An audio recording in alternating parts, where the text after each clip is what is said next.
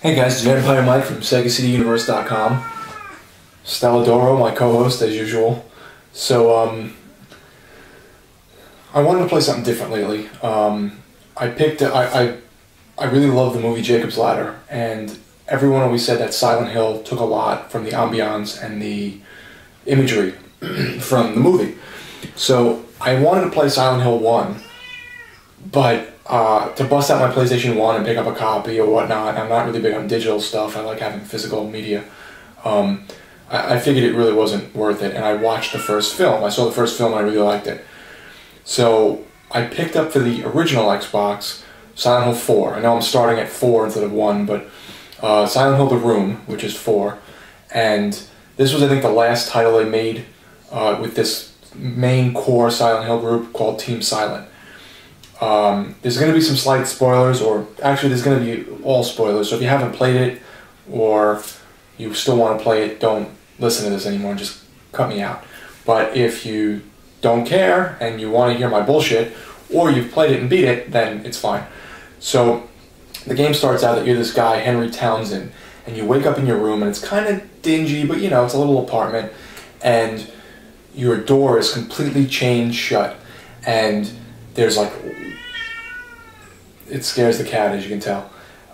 There's something scribbled on your door, you find notes in your apartment, and you find this huge gaping hole in the wall of your bathroom, and you can climb through it and go into this like alternate dimension, universe type thing. You eventually do run into other people there. About 3/4 of the way through the game, it's very like, how do I put it? It's eerie because you don't know, you can't leave this room, so you feel stuck, but it also feels like a safe haven because when you come back to the room from these alternate dimensions where these demons and monsters and stuff are, you're safe. You gain health automatically by standing in the room. Later on in the game, the room gets either possessed slightly or fully possessed, and you're fucked because, again, this is a big spoiler, there's an item that the antagonist of the game, who's named William Sullivan, hands to you. It's called, I think, a cursed doll. He hands it to you, and if you take it, your room gets screwed and you get the worst ending in the game, I think, pretty much automatically. There are a few endings. I got the best ending, which is kind of the most boring.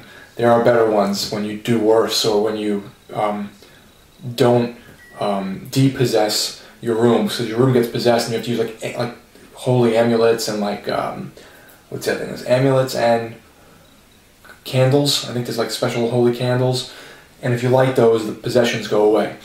So if you don't do that, and if you don't save this girl in the game, then by the end she dies and the room's possessed and you kind of just screwed over. So there's all different endings. The eeriness and the creepiness of it all was really cool. I found the characters to be interesting. The gameplay was super monotonous, and you have to repeat levels. So at the beginning you go through a subway, later on you go back through the same subway, picking up items and getting things. There's also these fucking ghosts that you can't kill. You can kill everything in the game, you beat the shit out of it or shoot it or whatever, and there's these ghosts in the game that are characters that you meet in the game sometimes who died throughout the levels, and they follow you around and just beat the shit out of you until you knock them down, and then you have to find these special swords called like Swords of Obedience, and you stab the swords into the ghost, and the ghost then can't get up. They're not dead, they just can't get up. And once you use the sword, you lose it, so you either have to go back and get it later and then leave the level real quick. So it's just a lot of backtracking, really monotonous in that regard. The story was really cool. This Walter Sullivan guy who is the murderer in the game is trying to do this sacrifice to, it's weird, it's kind of vague, all the Silent Hills are kind of vague, but I probably shouldn't have started with 4. 4 is usually the one that people pan and beat up the most, but he's doing this ritual by killing all these people, and each of them stand for something different, and this is what I got from the game, I could be completely wrong, and something to do with Walter Sullivan was left in the apartment building in your room that you live in when he was a baby, that he got abandoned there, and he considers it his mother. There's this whole thing with an umbilical cord later on in the game that you have to get and use.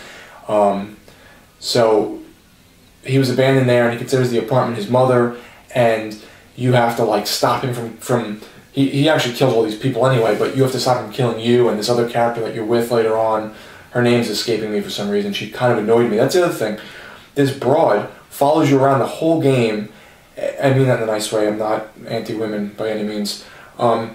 She follows you around the whole game, and if she gets beat up too much or some shit happens to her, she gets possessed, and then she starts attacking you, and like her possession level, you know, changes the ending depending on how well you treat her.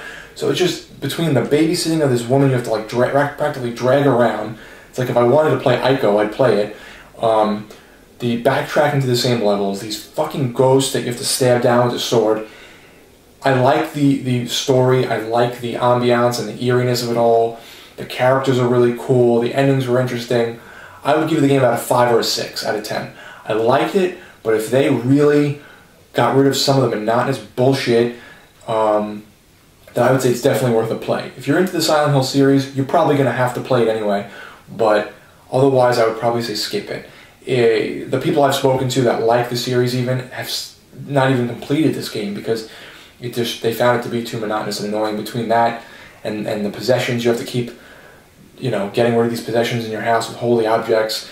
After a while, it just gets annoying. But it definitely got my interest piqued enough to where I wanted to play the rest of the titles. So I'm going to try and do a video every time I play a Silent Hill title. And hopefully they just keep getting better and better. So I started out with 4, The Room, and it was pretty good, but it wasn't really good by any means. And that was it. I just wanted to ramble and talk about Silent Hill The Room. So thanks for watching. It's Vampire Mike from SegaCDUniverse.com. Be good, guys.